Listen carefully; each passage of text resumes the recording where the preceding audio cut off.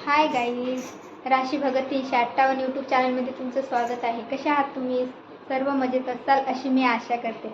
आज मी तुम्हाला आमच्याकडे एक सदस्य आला आहे, ते तुम्हाला दाखवायचं आहे आणि ते बघून तुम्ही मला सांगा की त्याला ठेवायचं का नाही. कारण काल संध्याकाळी पाऊस येत होता आमच्याकडे आणि बाहेर तो फिरत होता, थंडीने असा कडकडत होता.